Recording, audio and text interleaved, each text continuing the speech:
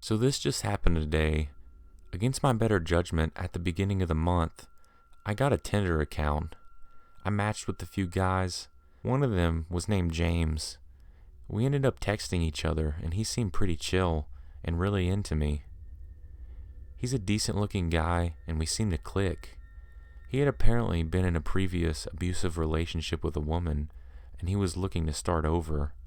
According to him, she had hit him with a frying pan and pepper sprayed him once. He kept going on about how crazy she was. Alright, it happens. We went out to the movies this past Friday, and I had a great time. We ended up talking for a few hours, and we hit it off pretty well. I asked about the ex, because I was a bit curious as to why he'd stay with someone like that. He didn't say anything positive about her, just that she was crazy and had some mental illness and didn't take her meds.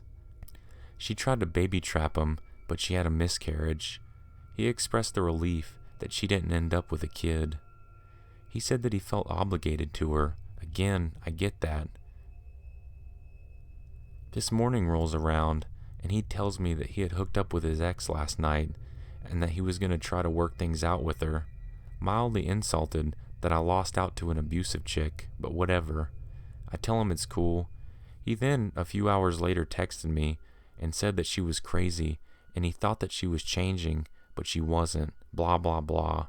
He kept asking if he could see me. He was being very pushy about wanting to see me today. He begged for 5 minutes of my time so he could explain to me. I politely told him that I didn't want to be involved with someone who was so clearly hung up on his ex, and that's where it got nuts. He admitted he still was, but that he wanted to see me today so I could meet her, and she could determine if I was better for him than she was, and that she wanted him to be happy because he and I had a connection. I flipped after that and told him the fact that he needed his ex to determine who was right for him was absolutely nuts, and that that's not what love is. And I wanted no part of it. His ex started texting me after that, and it was nonstop insults and incoherent shit that made no sense.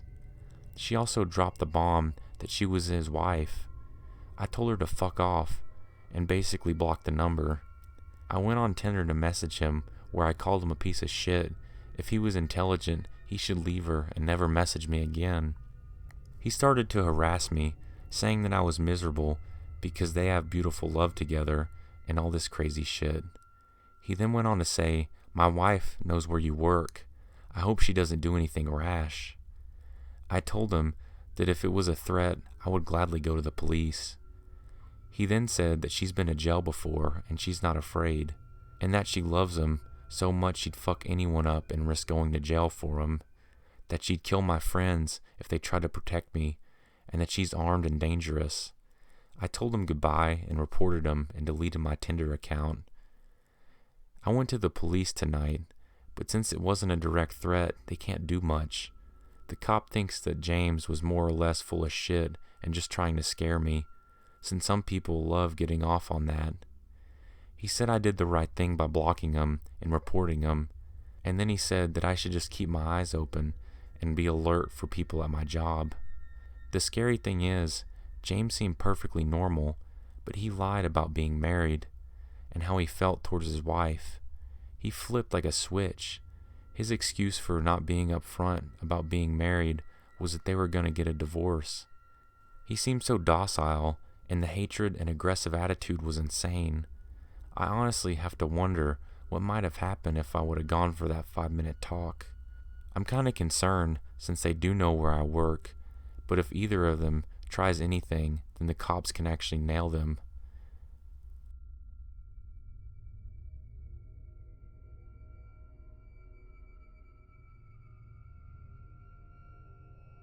Around March of 2014, I started talking to this girl on Tinder. She seemed cool and fun, and after about a week of talking, she suggested that we meet up in person. However, the day of, she started messaging me saying that she had to tell me something. Her pictures on Tinder weren't actually of her, and yes, she was a guy. He claimed he really liked talking to me though, and begged for me to still meet up with him. Naturally, I declined. I blocked his profile and continued with my life. About a week later, I started talking to another girl. Once again, she seemed cool and fun, and we hit it off. She asked me if I spoke to other people on Tinder frequently, and rather stupidly, I told her about my previous encounter with the man lady. Weeks later, I would realize that this new girl was the same girl as the week before. She asked me if I wanted to meet up, and I said sure, as long as it was in a public place. We decided on a cafe, and the next day I sat at the table waiting. 5, 10, 15 minutes had passed, and she was nowhere to be found. I then peered out the window and saw from across the street a man staring at me intently. I looked away, waited a few seconds, and looked back. He was still standing there, staring. At that point, I left the cafe, got on my bike as I always bike everywhere, and booked it home. I was definitely a little freaked out, but tried to pull myself together and reason that no one could have followed me. I then deleted my Tinder profile, and things were normal for a few weeks. About 3 weeks later, I started getting phone calls. The numbers all showed up as unknown. I picked up the first few times to some guy breathing heavily into the phone. I was already a little freaked out. After about a day, I stopped picking up any phone call unless it displayed the caller ID. I then started receiving texts. At first, they were pretty harmless, calls for attention and begging me to meet in person. It then changed to very sexual texts, until eventually the messages became threatening, and whoever was messaging me started throwing out my family and friends' names and whereabouts, saying that he or she would get involved unless I answered. Because they were texting me, I could see a displayed number, but when I called the phone providers, they told me the number couldn't be traced and that it was probably a track phone. Great. I waited for about 2 weeks, not responding to the text, thinking if I should feed the troll, but eventually it became too much. I started getting upwards of 50 texts and phone calls a day. I would wake up to 10 to 20 text messages every morning. I then decided to change my number altogether, and the texts and calls stopped for a while, but sure enough, it started happening again. I called my phone provider, asking if they ever gave out numbers at a user's request, and they said that their policy stated that they wouldn't and couldn't unless a valid identification was provided. Then one day, I tried logging into my Facebook but was denied. Within a day, friends started contacting me, asking me what the hell I was doing, saying that they were getting terrible messages from my account. In particular, one of my girlfriends was receiving messages about her mom who died years ago. I apologized profusely and told people what was going on. I contacted Facebook and explained the situation, and they helped me access my account again. At which point, I deactivated it for a while. Enough is enough. I decided to contact the FBI, explaining what had been going on for over a month now.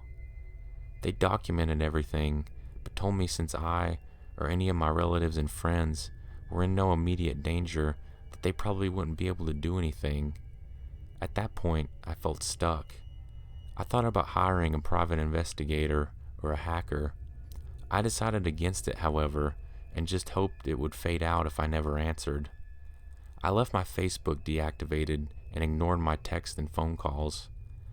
I never had any trouble at home, but some of my closest friends received the occasional text, as well as which weirded us all out. I hated that they got dragged into it. One day, I came home, and things felt very, very eerie. The door unlocked, and the windows open, and no one was home. A strong breeze running through the apartment.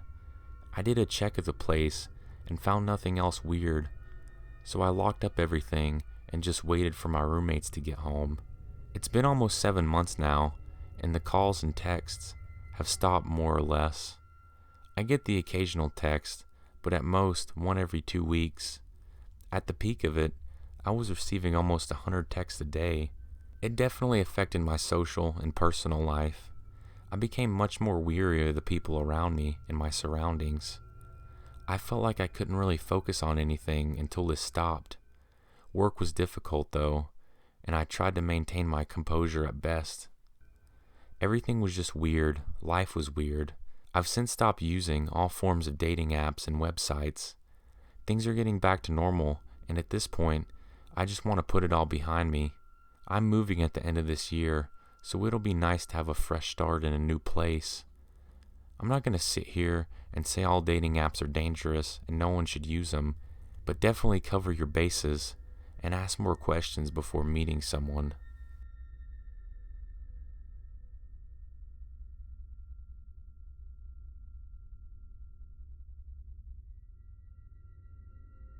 I use Tinder pretty frequently, and it's usually cool just meeting people, chilling, and smoking with most of them. So I matched with this dude named Charlie, and he seems pretty cool. He's really cute and he plays music, which is really appealing to me as I also sing and play the piano. We talked for a little while, and I agreed to meet him at his house. Mistake number one. Why did I think it was a good idea to meet a stranger in their own home? I don't drive, so I take an Uber over, and it's a decent way away, so it's pretty pricey. When he buzzes me into his apartment complex, I get this really creepy vibe, but I shook it off as nerves. I go up to the third floor, and he's standing at the door. Things are cool, and we're just chilling. We smoked a couple of bowls, and we were watching a movie, so he makes a move on me, and I go with it. We end up on the bed, and we were obviously engaging in adult activities, when out of nowhere, he wraps his hands around my neck, hard. Now that's all fine and good with me. I mean, I can dig that in the right setting, but alone in a stranger's house, when he didn't even check to see if it was cool, is not one of those settings. So I literally can't breathe, and I'm fairly certain I'm turning blue at this point, and he's just relentless. Not only is he asphyxiating me, he's now yelling in my face, "Are you scared?" with this wild look in his eyes, and I'm like, "Fuck yes I am. Are you trying to kill me right now?" I started to struggle, and he was gripping even harder. I'm not even kidding you guys. I seriously thought I was gonna die. By some miracle, I wiggle out of his grasp and start screaming. He's yelling at me to calm down, and I'm frantically trying to put on my clothes. He grabs my wrist as I'm leaving, and I use all my strength to pull away and slam the door. As the door was closing, the guy called me a bunch of names. I get home, and I look in the mirror, and I have a bunch of bruises on my neck. I try to cover it up with makeup, to no avail. I straight up look like I was almost strangled to death. Then, he texts me saying, "I think you need more than one dick." And I'm like, "Oh really? You want to bring a friend and kill me together? How lovely." Anyways, I block him and reported him on Tinder. I wish I could have done more, because I seriously think he would have killed me. I've been debating about going to the police, but the bruises are gone. And it's a he said, she said thing, but I'm really starting to wonder if I should, because the next girl might not be so lucky.